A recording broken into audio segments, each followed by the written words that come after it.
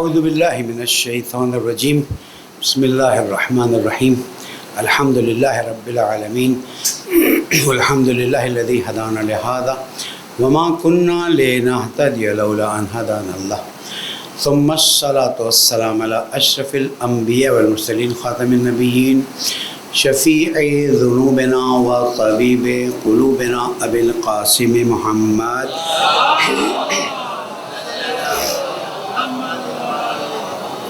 وعلى أهل بيته الطيبين الطاهرين المعصومين المظلومين الذين أذهب الله عنهم الرجس وطهرهم تطهيرا. مومن کرام السلام علیکم ورحمۃ اللہ وبرکاتہ. اوصیکم ونفسی بتقوی اللہ ونظم امرکم. پہلے اپنے آپ کو پھر آپ سب کو درخواست کرتا ہوں، ریکویسٹ کرتا ہوں، اللہ تعالیٰ کا احترام کیجیے، اللہ تعالیٰ کی پرواہ کیجیے کہ یہی کامیابی کا راستہ ہے. پالنے والے تیرے اطاعت کی لذتیں عطا فرما، ہم سب کی عاقبت بخیر فرما، پیارے ملک کو امن کا گہوارہ بنا دے، امام علیہ السلام کے ظہور میں تعجیل فرما دے. درود پڑھ دے محمد وآل محمد. ایام ولادت حضرت معصومہ قم بھی ہے. اللہ صلی اللہ علیہ وسلم. 11 ذوالقعدہ بھی آ رہی ہے، شاہ خراسان امام کی ولادت بھی آ رہی ہے، لیکن میرا عنوان حضرت ابو طالب علیہ السلام. ان کی ولادت گزری اور جو گفتگو ہونی تھی کہیں میں نے نہیں سنی، تو میں چاہتا ہوں کہ ان کی غلامی کا تھوڑا سا ایک حق ادا کیا جائے، اس لیے کہ جو قوم اپنے محسنوں کو بھلا دیتی ہے وہ قوم پھر ترقی نہیں کرتی. وہ قوم گلی کوچوں میں بھٹکتی رہتی ہے اور پریشان رہتی ہے. آج اگر ملت جعفریہ یا اہل بیت کے چاہنے والے بھٹک نہیں رہے، عقیدے کے لحاظ سے ایک راہ پر ہیں، ایمان کے لحاظ سے ایک روش پر ہے، شرعی مسائل کے لحاظ سے مضبوطی سے ہمارے پاس چیزیں موجود ہیں، تو یہ برکت ہے اس بات کی کہ ہم نے جہاں خاتم الانبیاء والمرسلین اور اہل بیت علیہم السلام کا دامن ہاتھ سے نہیں چھوڑا، وہاں پر محسنین اسلام، چاہے وہ حضرت ابو طالب علیہ السلام ہو، حضرت خدیجہ سلام اللہ علیہا اور باقی اجداد رسول اکرم اور مولا کائنات، یہ ہم پر اللہ تعالیٰ کا کرم ہے، تفضل ہے. اور میں اب ریکویسٹ کروں گا، اگرچہ کہ لوگ کہتے ہیں بھئی نئی چیز آ رہی ہے، نئی چیز نہیں ہے. ان محسنین اسلام کی ولادتوں کو باقاعدہ طور پر خوشی کے طور پر منانا چاہیے. اس لیے کہ ظلم یہ ہوا، دو ایسے لوگ جو کبھی بھی ایمان نہیں لاتے ہیں ان کو گواہ بنا جاتا ہے ایک ایسے واقعے پر کہ جس کی کوئی حقیقت ہی نہیں ہے. میں خراج تحسین پیش کرتا ہوں مفتی صداقت آفریدی صاحب کو کہ انہوں نے 12,500 صفحے صرف ایمان حضرت ابو طالب علیہ السلام پر لکھے. اگرچہ کہ اہل سنت کے بہت بڑے مفتی ہیں، لیکن ہماری ایک آدھ ملاقات اور گفتگو رہی، اس سے پتہ چلا کہ وہ اپنے مکتب پر رہ کر کس طرح سے ان لوگوں، آپ کو پتہ ہے حضرت ابو طالب علیہ السلام کے خلاف میں وہ کفر کا لفظ استعمال کرنا ہی نہیں چاہتا ہوں، بڑے بڑے اہل سنت اکابرین نے کیا لکھا ہے، آپ حیران رہ جائیں گے. میری توجہ اس طرف نہیں تھی، میں صرف وہ ڈاکٹر عامر لیاقت کی تقریر سن کے سمجھتا تھا کہ کچھ اہل سنت میں وہ ہے، اور موقع نہیں تھا، بہت سی چیزیں میں مطالعات کرنے پڑتے ہیں. لیکن جب انہوں نے چیزوں کو بیان کیا تو پتہ چلا کہ نام نہیں لیتا، بڑے اکابرین نے ان کے کفر کی کتاب لکھ ڈالی. پتہ نہیں آج ان کا کیا حال ہوگا کیا نہیں ہوگا. میں نہیں کہتا کہ مثلا خدا نخواستہ ان پر کوئی عذاب ہو، لیکن جب وہ وہاں جا کے دیکھتے ہوں گے کہ حضرت ابو طالب علیہ السلام کی کیا شان ہے تو انہیں پریشانی ہو جاتی ہوگی نا کہ یہ ہم نے کیا لکھ ڈالا اور یہاں کیا نکلا. میں توہین میں نہیں کہہ رہا، لیکن ایک بات کہہ رہا ہوں کہ جناب حضور اکرم نے فرمایا استغفر اللہ کہ اس وقت تک آپ کے لیے مغفرت کی دعا کروں گا جب تک اللہ مجھے روک نہیں دیتا. اب اس طرف آتے ہیں، ایک شخصیت ہے کہ جو اپنے بھتیجے کو پالتی ہے، سنبھالتی ہے. والد کا پہلے ہی وصال ہو چکا ہے اور پھر 40 سال، دیکھیں یہ چند جملے کافی ہو جائیں گے، 40 سال جب تک اعلان نبوت نہیں کیا ہے، اعلان رسالت نہیں کیا ہے. کیا ان 40 سالوں میں حضور اکرم کو اتنی معرفت نہیں ہو سکتی تھی کہ کون جو ہے اپنے دل میں ایمان رکھتا ہے اور کون جو ہے اپنے دل میں ایمان نہیں رکھتا؟ آپ کہیں گے ابھی تو اعلان نہیں ہوا. ارے یہ ملت ابراہیم حنیفہ، یہ دین تو حضرت آدم سے چلا آ رہا ہے، تم 40 سال بعد کون سے اسلام کی بات کرتے ہو؟ اپنے بھی بھیجوں کو صاف کریں معذرت کے ساتھ. وہ جو کتابوں میں پڑھا دیا کہ 40 سال پہ جبرائیل آئے اور انہوں نے کہا یہ کرو وہ کرو، جو سارے واقعات کتابوں میں لکھ دیے اور غلطی سے ہمارے اسکولوں میں بھی کہیں کہیں پڑھا دیے گئے. بھائی اس پہ ریسرچ کیوں نہیں کراتے ہو؟ حقائق کیوں نہیں بیان کرتے ہو؟ اور توہین رسالت کی باتوں کو ختم کیوں نہیں کرتے ہو؟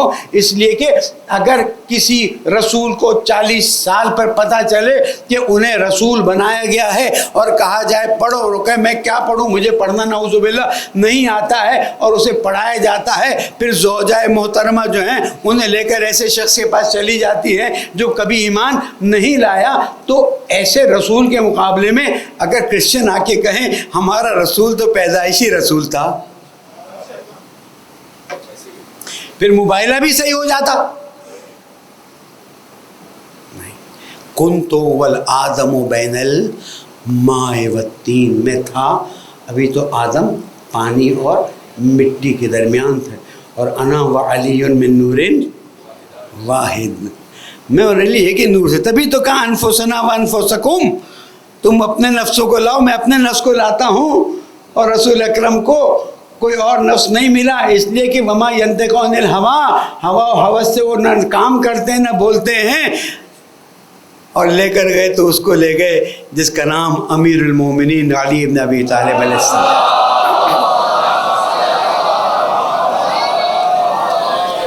40 سال اعلان سے پہلے اور 10+ ایئرز اعلان کے بعد، 41 میں کہتا ہوں plus years, 40 plus 10 plus 51 plus years, 52 کے قریب لگا لیں، جس شخص نے رسالت کی حفاظت کی ہو اور اس سے آخر میں کہا جائے کلمہ پڑھ لے کہ میں تو اسی دین پہ ہوں جو تیرے آباء و اجداد کا دین تھا. مجھے بتا دیں رسول اکرم کے آباء و اجداد کا دین اسلام کے سوا کوئی دین تھا؟ ملت ابراہیم حنیفہ. تو یہ وہ انسانیت کا محسن ہے کہ جنہوں نے رسالت کی 50 سال سے کچھ عرصے زیادہ خدمت کی ہے، اور پھر ان 10+ ایئرز 10 to 12 ایئرز کے دوران جو آیتیں نازل ہوئی ہیں کہ اے رسول ان کافروں سے دور رہو، اے رسول یہ کافر تمہیں کبھی بھی تم پر ایمان نہیں لائیں گے. آیتیں اگر میں بیان کروں، مفتی صداقت کی وہ ویڈیو بہت اچھی ہے، مجھے زیادہ بیان کرنے کی ضرورت نہیں ہے. کہاں تو رسول اکرم کو کافروں سے دور رہنے کی بات کرتے ہیں، اور کہاں رسول اکرم استغفر اللہ اس کی گود میں پلتے ہیں جس کو تم کہتے ہو نعوذ باللہ. یاد رکھیے گا، اسلام پر احسان کرنے والوں میں اجداد و آبائے ختم مرتبت ہیں، اور اس میں حضرت ابو طالب علیہ السلام کا نام سر فہرست سمجھا جاتا ہے، اور ساتھ ہی ساتھ حضرت خدیجہ سلام اللہ علیہ کا نام بھی پایا جاتا ہے. اور جب دعوت ذوالعشیرہ ہوئی تو کہاں ہوئی؟ پیپلز پارٹی کا جلسہ PMLN کے دفتر میں ہو سکتا ہے؟ صرف مزاح کے طور پہ کہہ رہا ہوں، ہو سکتا ہے ہو بھی جائے، ہمیں نہیں پتہ، میں نے تو صرف مثال کے طور پر دی ہے۔ یا مسلمان جو ہے اپنی نماز عید ہندو ٹیمپل میں جا کے پڑھیں گے؟ یہ مولانا کیا بات کرتے ہیں؟ ہاں، تو مسلمان تو نہیں پڑھ سکتا، لیکن خاتم الانبیاء والمرسلین جو ہیں اپنے اسلام کے پہلے اجلاس کو استغفر اللہ اس کے گھر میں کریں جو کبھی ایمان ہی نہیں لایا، ہاں، پھر اس کے گھر میں وہ معجزہ دکھایا جائے کہ اتنا سا کھانا ہو، اتنا سا دودھ ہو، اور سارے کھا پی کے چلے جائیں، پھر بھی وہ ختم نہ ہو۔ جہاں دعوت ذوالعشیرہ دی جا رہی ہے وہاں پر معجزے نظر آ رہے ہیں، وہاں پر اعلان ہو رہا ہے، اور تانا دینے والے تانا دے کر جاتے ہیں۔ اب اپنے ہی بیٹے کی پیروی کرنا، کیونکہ مولا کائنات نے اعلان کر دیا تھا نا، یا رسول اللہ میں آپ کا دفاع کروں گا، میں آپ کی حمایت کروں گا، تو اب یہ بات پتہ چلتی ہے کہ اگر گھر بھی ہے اعلان کرنے کے لیے تو وہ ابو طالب علیہ السلام کا ہے، اور اگر کہیں پر 3 سال بند بھی رکھا جاتا ہے تو وہ شعب ابی طالب علیہ السلام ہے۔ یہ تاریخ نہیں بھول سکتی ہے۔ اور پھر حضرت ابو طالب اور جناب خدیجہ سلام علیہ کے وصال پر تم کہتے ہو غم مت منانا، تو رسول اکرم نے تو 1 سال عام الحزن قرار دیا، جو تاریخ میں لکھ دیا گیا کہ وہ کہ جنہوں نے میرا ہر قدم پہ ساتھ دیا ہے ان کو میں کبھی بھلا نہیں سکتا۔ اور حضرت عائشہ فرماتی ہیں کہ کب تک اس بڑھیا کو یاد کرو گے؟ تو جواب ملتا ہے کہ جب کوئی میرا دفاع نہیں کرتا تھا اس وقت وہ میرا دفاع کرتی تھی، جب کوئی میرا ساتھ نہیں دیتا تھا وہ میرا ساتھ دیتی تھی، وہ اس وقت مجھ پر ایمان لائی ہوئی تھی کہ جب لوگ ایمان لانے کے لیے تیار نہیں تھے۔ امت نے بدلہ کیا دیا؟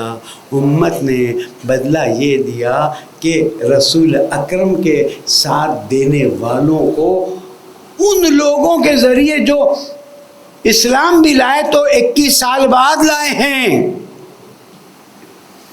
کلمہ بھی پڑھا ہے تو 21 سال بعد، اور اگر تاریخ بیان بھی کی ہے تو 32 سال بعد بیان کی ہے، اور ان کے بیان کیے ہوئے قول پر لوگوں کے ایمان اور کفر کو فائنل کیا گیا۔ میرا لفظ غلط ہے، لوگوں کے ایمان اور کفر کو فائنل نہیں کیا گیا، حضرت ابو طالب علیہ السلام کے ایمان پر سوال کیا گیا ہے۔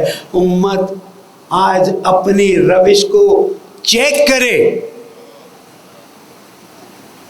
سوچے، اس لیے کہ جس دن ہم حضرت ابو طالب علیہ السلام اور جناب خدیجہ سلام اللہ علیہ کے بارے میں اپنی روش وہ بنا دیں گے جو رسول اکرم کی تھی، جو اہل بیت کی تھی، تو ہماری یہ مشکلات ختم ہو جائیں گی۔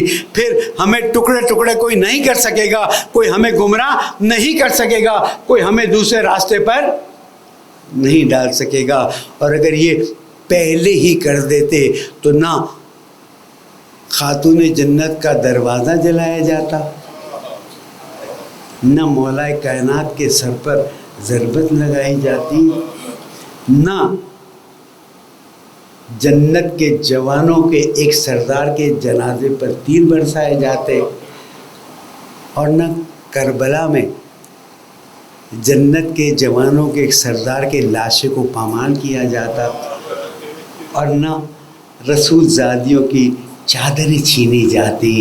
آج مسلمان کیا جواب دے گا کہ امت نے رسول کی آل کے ساتھ کیا کیا ہے؟ آج مسلمان خود جوان سوال کرتا ہے کہ وہ ایسے کیا حالات ہوئے تھے کہ جس کی وجہ سے امت میں 40 سال کے اندر وہ تبدیلی آ گئی کہ آج جب اس تبدیلی کو مڑ کے دیکھتے ہیں تو سر شرمندگی سے جھک جاتا ہے۔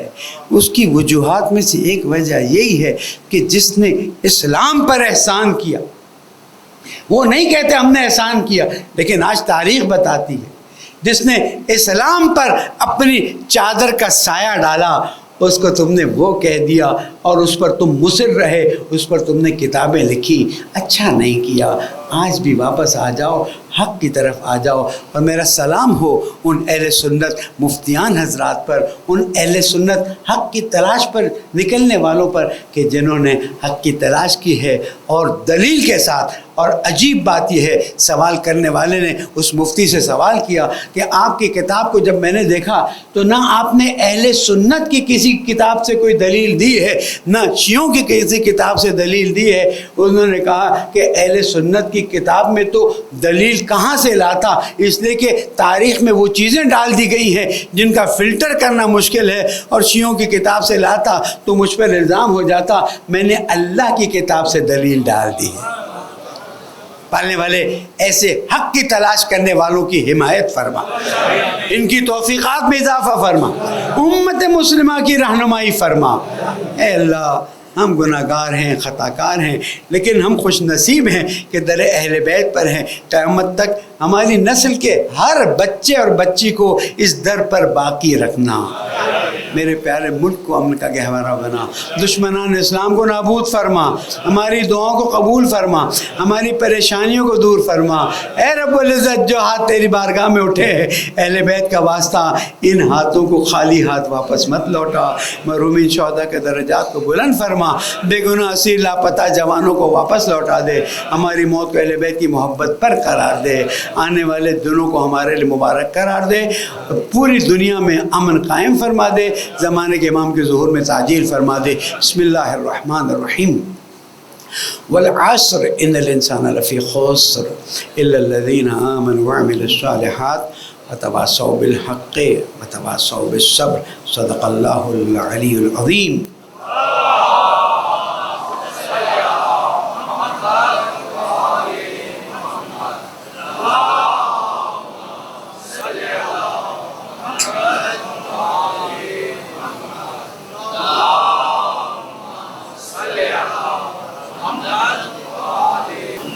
مومنین، تقوی اختیار کیجئے کہ صرف اور صرف تقوی ہی کامیابی کا راستہ ہے۔ کچھ نکات اہم ہیں، عرض کرتا ہوا آگے بڑھوں گا۔ پہلے تو بتا دوں کہ جو آپ لوگوں نے دیکھا کہ ٹرمپ نے دنیا کا حال کیا ہے، اب ان حالات میں وہ چاہ رہا ہے کہ اس کو ٹھیک کرے۔ جس چائنا کو اس نے دھمکیاں دے دے کے اپنا منہ سکھا دیا تھا، آج اسی کے ساتھ مصالحت کی طرف جاتا ہے۔ ایمان اور کفر میں یہی فرق ہے۔ اور پھر جب ایران سے گفتگو کی بات شروع ہوئی، 3 گفتگو کی دور ہو چکے، چوتھے سے پہلے دھمکی دی تو ایران نے کہا ٹھیک ہے، تم دھمکی دے رہے ہو گفتگو کے دوران، فعلاً ہم گفتگو کو معطل کرتے ہیں۔ یہ ہے اللہ سبحانہ و تعالیٰ پر ایمان۔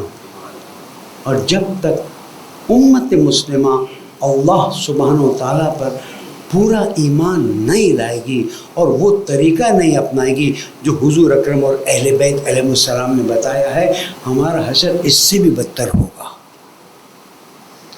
فلسطینی کی حالت بالکل تباہ و برباد ہے، بیان کرنا مشکل ہے۔ روز 50 سے 100 شہید ہو رہے ہیں، اور امت مسلمہ اسی طرح سے 1-2 جلسے جلوس کر کے خاموش ہو جاتی ہے۔ کاش کہ امت مسلمہ ایک بار ہمت کر لے، پھر دیکھے ہمت مرداں، مدد خدا، درود پڑھ دے محمد۔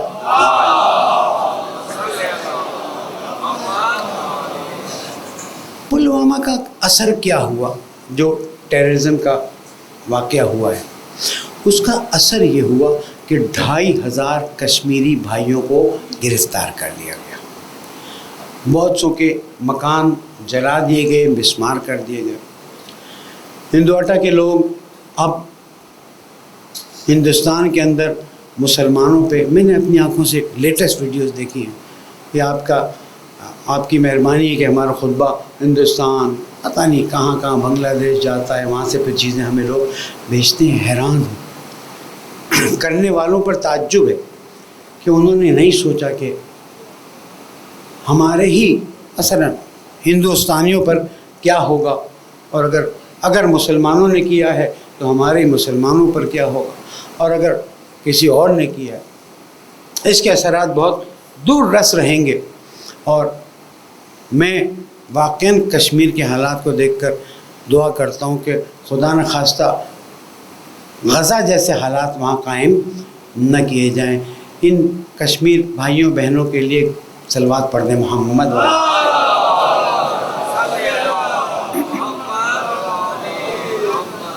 میں کوئی وار اینالسٹ نہیں ہوں، نہ یہاں پر ہیجان برپا کرنے کے لیے وی لاگر کی طرح بات کرنے کا عادی ہوں، اور نہ میں آپ کے لیے کوئی فیوچر پریڈکشن کرنے والا آدمی. لیکن ایک دینی طالب علم کی حیثیت سے جمعہ کے خطبے میں جو میری ذمہ داری بنتی ہے وہ نکات میں آپ کی طرف پیش کر دیتا ہوں. زائرین کے بارے میں جو میں نے بات کی تھی الحمدللہ بہت پازیٹیو رسپانس آیا ہے. ایک مشاورتی اجلاس بٹھائیں گے تاکہ ان مسائل کو حل کیا جائے. ٹائم نکل جائے گا، بھول جاؤں گا. اب کیا پاکستان اور انڈیا کے درمیان کوئی فل فلیج وار ہونی ہے، کوئی ہلکی پھلکی پھلجڑیاں چلنی ہیں، یا بس اسی طرح سے سوشل میڈیا پہ وار چلنی ہے؟ میری ہنسی نکل رہی اس لیے کہ ایک جنگ صرف وی لاگرز چلاتے ہیں تاکہ ان کی ریٹنگ بڑھے. خدا غارت کرے ان لوگوں کو کہ جو اپنی سوشل ریٹنگ کو بڑھانے کے لیے. آپ نے بھی مطالعہ کیا ہوگا، شاید تھوڑا سا میرا تجزیہ بہتر ہو کہ جو مودی نے انداز اپنایا کہ فوراً سعودی عرب کا دورہ مختصر کیا اور اس کے بعد انڈیا آیا، ہندوستان آیا اور فوراً میٹنگ کی، اور ڈرامہ کیا کیا میٹنگ کر کے اپنی پولیٹیکل موومنٹ کے لیے نکل گیا. نہ کشمیر گیا نہ زخمیوں پہ گیا. لاسٹ ٹائم میں نے یہاں تک بتایا تھا. اب کیا ہوا ہے؟ اب یہ ہوا ہے کہ اس نے تینوں آرم فورسز کے بڑوں کو بٹھایا، بولا بھائی تم لوگ دیکھ لینا جو ہونا ہے ہو. اور کل وہ ایکٹر اور ایکٹریسز کے جو پروگرام ہے 1 مئی سے شروع ہوئے ویوز، اس میں جا کے بیٹھ گیا اور اس میں جا کے اس نے ٹائم پاس کیا. جو جنگ کرنے والا ہوتا ہے نا وہ میدان میں اترتا ہے، اور جب میدان میں اترتا ہے تو پھر وہ بتاتا ہے کہ جنگ کیسے ہوتی ہے. اس طرح کے ڈرپوک لوگ جنگ نہیں کر سکتے ہیں. ہندوستان کے لوگوں کو میں کیا بتاؤں، تم اپنے ہی اینالسٹ کی باتیں سن لو، پڑھ لو. ہندوستان اس وقت کسی بھی طریقے سے جنگ کا متحمل نہیں ہو سکتا، اور اسی لیے میں اپنے پاکستان کے ذمہ داروں کو کہوں گا، آپ نے ایک ہمارے منسٹر صاحب نے، جن سے ہماری بھی سلام علیک ہے، ایک غیر ذمہ دار بیان دے کر ہیجان پیدا کیا، اور اگلے دن ایس پر جو میں نے مطالعہ کیا ہے، ایک جھٹکے میں اسٹاک ایکسچینج میں 400 ارب روپوں کا نقصان ہو گیا. دیکھیں، ٹرمپ نے ایک جملہ کہا تھا صبح اٹھ کے، کہا نہیں تھا، ٹویٹ کیا تھا، اس سے 1.4 ٹریلین کا نقصان ہو گیا. ہم یہاں پر جو بولتے کچھ نہیں ہونا، لیکن ہم اپنا وظیفہ پورا کرتے ہیں تاکہ لوگوں کو پتہ رہے کہ اہل تشیع کے جو بالآخر اب علماء کہنا تو مجھے اپنے لیے اچھا نہیں لگتا، وہ ذمہ داری سے بات کرتے ہیں، اس لیے کہ یہ پاکستان میرا ہے، یہ پاکستان ہمارا ہے.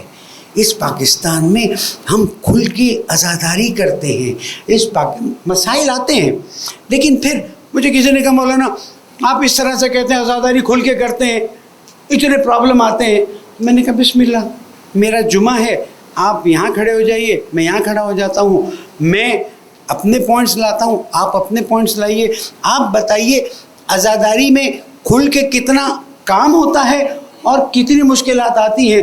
مشکلات 10% ہیں، 90% ہم الحمدللہ ہماری ماں باپ کی زمین ہے، ہماری زمین ہے.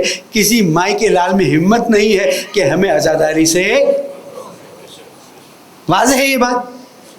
یاد رکھیے گا، یہ جو سٹیٹمنٹ دیا گیا، اس سٹیٹمنٹ سے ہمارے ملک کے اقتصاد کو نقصان پہنچا.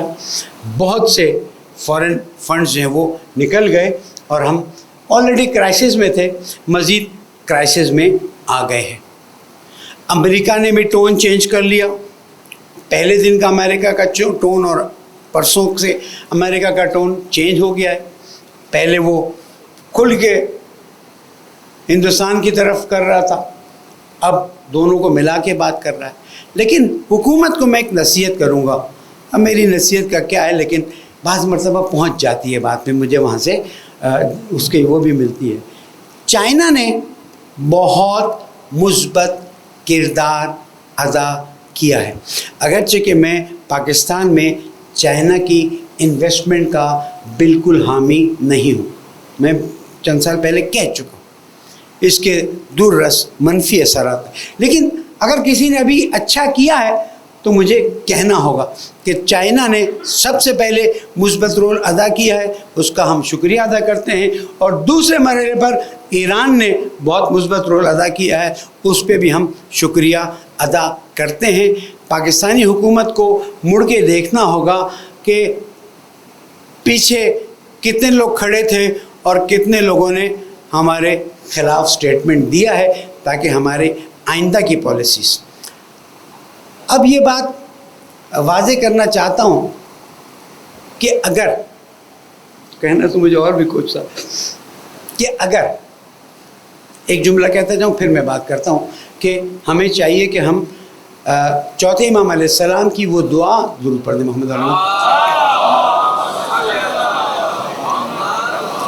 جو ملک کی حفاظت کے، سرزمین کی حفاظت کرنے والوں کے لیے ظاہراً صحیفہ کاملہ میں دعا نمبر 27 اگر میں غلطی نہیں کرتا یہ پڑھیں. بالآخر یہ جوان جاتے ہیں، اپنی جان قربان کرتے ہیں، ان کا ہم پر ایک حق بنتا ہے کہ ہم، کیونکہ وہ حفاظت کرتے ہیں تو ہم سکون سے یہاں پر نماز بھی پڑھ رہے ہیں، عبادت بھی کر رہے ہیں. بیچارے کتنے شہید ہوتے ہیں. جو بھی ملک کی حفاظت، سرحدوں کی حفاظت کرتے ہیں، ان کے لیے آپ نے دعا کرنی ہے، اور یہ دعا نمبر 27. اب ہندوستان کے ناک میں نکیل کون ڈال سکتا ہے؟ یہ میرا تجزیہ امپورٹنٹ ہے. 2-3 منٹ آگے ہو جاتے ہیں، میں پہلے سے معذرت کرتا ہوں. ہندوستان کا فورن ایکسچینج کہاں سے آتا ہے؟ ہندوستان کو بڑا بزنس کہاں سے ملتا ہے؟ ہندوستان کی ٹیکنالوجی کا ایک بڑا حصہ کہاں استعمال ہوتا ہے؟ جب آپ دیکھیں گے تو یو ول بی سرپرائزڈ. اگر میری انالیسز میں غلطی ہے، میں اپنی غلطی کو سدھارنے کے لیے تیار ہوں، لیکن بڑی کانفیڈنس سے کہتا ہوں یہ سب کچھ ہمارے ان ممالک سے آتا ہے جن کو ہم سو کالڈ اسلامی ممالک کہتے ہیں. وہ برا مان جائیں گے، مجھے بلائیں گے، کہیں گے میں سے بھی تم سو کالڈ کہتے ہو. کیا کیا تم؟ آج اگر کہہ دو کہ ہم تمہیں نوکری نہیں دیتے ہیں. وہ ہمارے 804 صاحب جو ہیں وہ ظاہراً ملیشیا کسی کانفرنس میں جا رہے تھے جو OIC کے مقابلے میں تھی. سعودی عرب سے ایک فون آیا تھا، چلے جاؤ گے تو پھر پاکستانیوں کو واپس بھیج دیں گے، اس لیے کہ یہاں پر ضرورت نہیں ہے. سب برابر ہو گیا نا. ایک فون اگر ہمارے خلیج کے ملکوں کے لیڈروں کا مودی کو چلا جائے کہ ابھی تک ہم نے تمہارے مندر بنائے، میں نے آنکھوں سے دیکھے ہیں، اب ہم تمہارے لوگوں کو واپس بھیج دیں گے، ان کو دوسری جگہوں سے مل جائیں گے. مودی کی وہ حالت ہوگی جو میں یہاں پر بیان نہیں کرنا چاہتا. یا جو یہاں پر کماؤ گے فعلاً تم فورن ایکسچینج نہیں بھیج سکتے ہو، یا جو تم مال ہمیں بھیج رہے ہو. 3 چیزیں. ہمیں تمہارا ہیومن ریسورس نہیں چاہیے، نمبر 1. ہم تمہیں فورن ایکسچینج نہیں بھیجیں گے، نمبر 2. اور جو تم سے مال لیتے ہیں وہ اب ہم کہیں اور سے لے لیں گے. آپ دیکھیے گا کیا حال ہوتا ہے. لیکن جو فلسطینیوں کی مدد کے لیے تیار نہ ہوں، وہ بابری مسجد کو ٹوٹتے ہوئے دیکھیں، وہ 2000 مسلمانوں کو جلتا ہوا دیکھیں. مجھے معلوم ہے میری باتیں تلخ ہیں، لیکن کیا پتہ کہیں کوئی بات اثر کر جائے، اور نہیں کرتی تو کم از کم میں تو اپنا وظیفہ پورا کروں. شاید آپ میں سے کوئی کسی پوسٹ پہ پہنچے اور پھر وہاں جا کے اس کو وہ موقع مل جائے.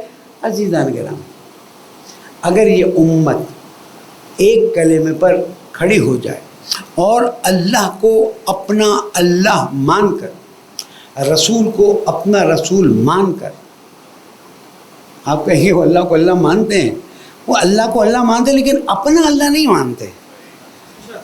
اگر وہ اپنا اللہ مانے تو آپ کو نہیں معلوم ہے آج دنیا کا نقشہ چینج ہو جائے.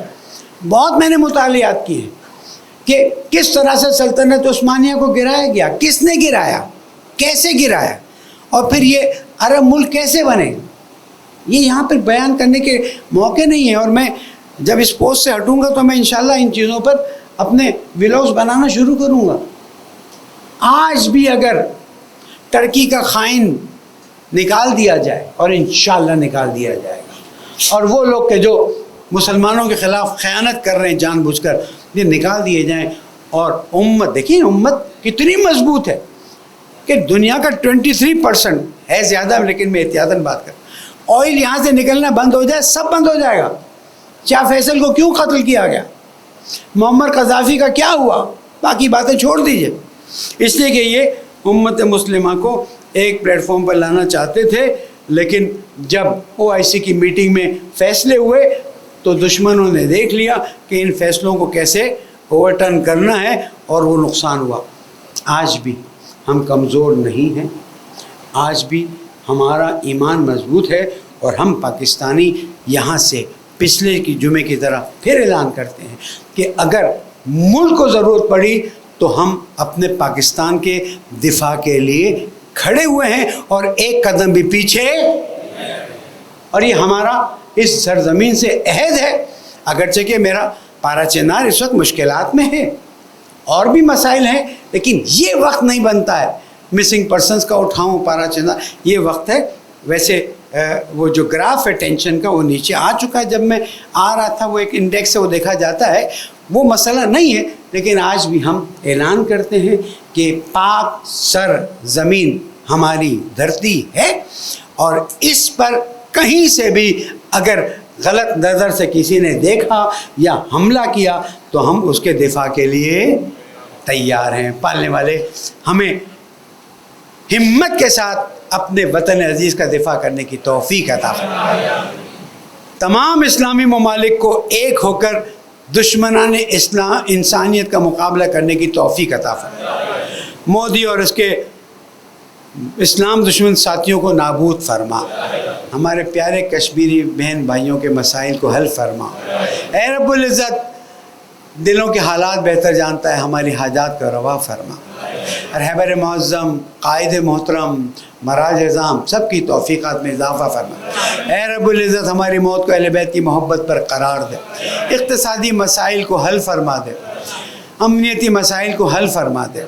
بے گناہ اسیر لاپتہ جوان واپس لوٹا دے. بیماروں کو شفا کامل عطا فرما دے. اے رب العزت زمانے کے امام کو ہم سے راضی فرما دے، ان کے ظہور میں تعجیل فرما دے. بسم اللہ الرحمن الرحیم. اذا جاء نصر اللہ والفتح ورأیت الناس يدخلون فی دین اللہ افواجا فسبح بحمد ربک واستغفرہ انہ کان توابا. صدق اللہ العلی العظیم.